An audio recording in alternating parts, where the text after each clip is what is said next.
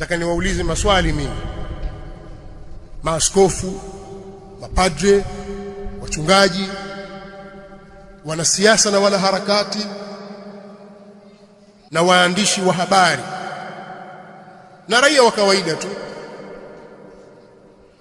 Katika utawala wa awamu ya 5 hakukuwa na watu waliotekwa?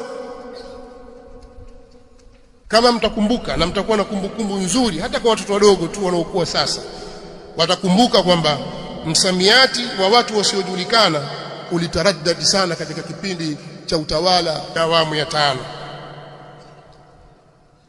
Sasa swali,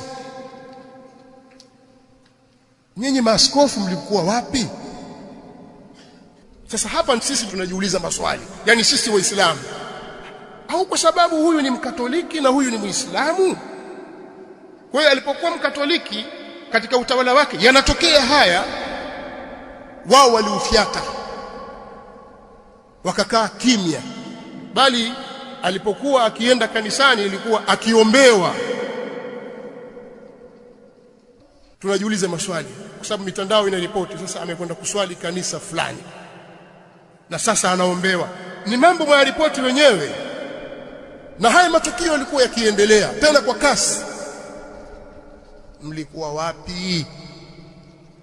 Hebu tufafanulieni jambo hili. Hii haki ina wakati, haki inamtazama mtu, inatazama dini za watu. Kama akiwa Mkatoliki haulizi huyo, lakini akiwa Muislamu lazima aulizwe. Haki ipi mnayoidai? Kama mtakumbuka, mimi sizungumzi kwamba nazungumza sasa kwa niaba ya wanasiasa. Tuna maswali ya kujiuliza sisi kwa sababu ya hivi vitendo vinavyofanyika na haya matamko yanayotoka. Sisi kama watu wenye akili timamu, watu wenye miongozo katika dini yetu, tunao mambo mengi, tuna maswali mengi yanatutatiza, mpaka mtujibu, mtuaminishe kwamba huu sio udini.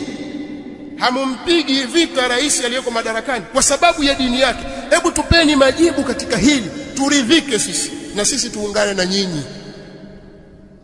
Maana wanasiasa walidhibitiwa katika kipindi cha awamu ya 5,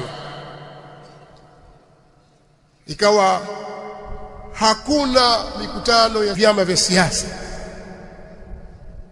Waliokuchukua fomu za kutaka kugombea, pamoja na taaluma walizonazo, walionekana kwamba hawajui kusoma wala kuandika. Katika uchaguzi tu wa serikali za mitaa